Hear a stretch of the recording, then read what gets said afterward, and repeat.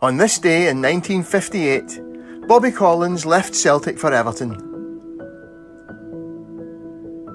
Bobby Collins might have joined Everton 10 years before he finally did in 1958, being the object of a transfer tug-of-war between the two clubs over the summer of 1948.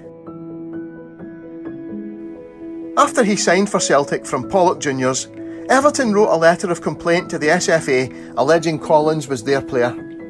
They sent copies of letters from them to Pollock, dated the 14th of April, and from Pollock to Everton, dated the 19th of April, agreeing to Collins' transfer for £1,000. A special joint meeting of the SFA and Scottish League committees on the 21st of July 1948 upheld Everton's complaint, declared 17-year-old Collins an Everton player, and fined Celtic £50. Jimmy McGrory was hit with a £100 fine for signing Collins and the incorrect dating of a registration form for Pat Buckley. It was quite a decision, as Celtic was the only club Collins had put pen to paper for, while Celtic had actually been paying Buckley since April, yet the commission ruled he hadn't actually agreed to sign for them. That didn't end the story though. Jerry McNee writes in The Story of Celtic, Celtic had to depend on Collins and his father to settle the issue. They described how they had travelled south only to find that there was no one there to meet them. They had signed no agreements, and Collins later decided he would not go to England. He wanted, he said, to play for Celtic. With Collins determined to stick to his guns, Everton dropped their claim, and he finally joined Celtic on the 27th of August 1948.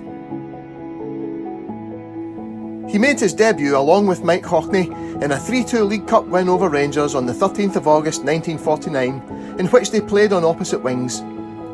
The Sunday Post reported the following day, "On the extreme wings, both were a huge success. Collins probably more than Hockney. If he keeps his head, there's just no saying how far in the game this wee laddie from Pollock will go."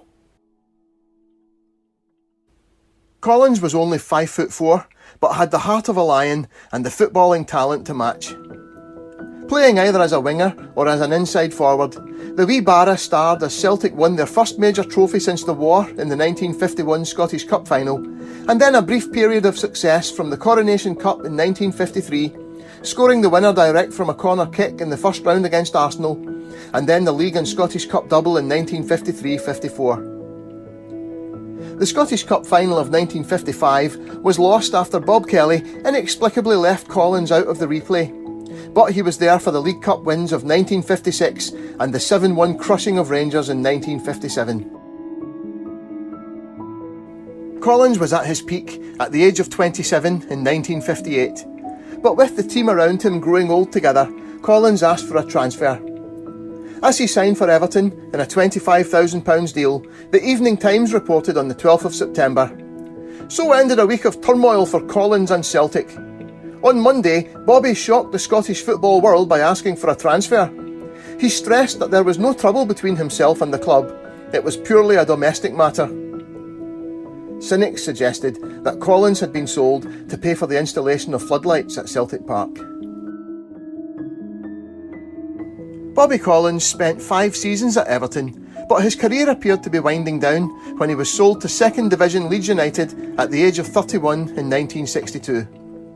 Collins had other ideas though, and under Don Revie, they stormed to promotion in 1964 with the combative Collins, now playing in midfield, a biting, snarling presence as the legend of Dirty Leeds was born.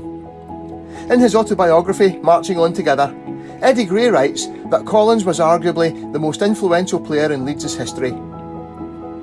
Leeds finished second in the First Division to Manchester United only on goal average in 1964-65, and they also finished runners-up in the FA Cup to Liverpool, coming agonisingly close to the double in their first season back in the top flight. Bobby Collins' reward was to be voted Footballer of the Year by the Football Writers Association and given his first Scotland cap in 6 years at the age of 34. Collins' Leeds career was effectively ended by a horrific challenge in a First City's Cup match against Torino in 1966.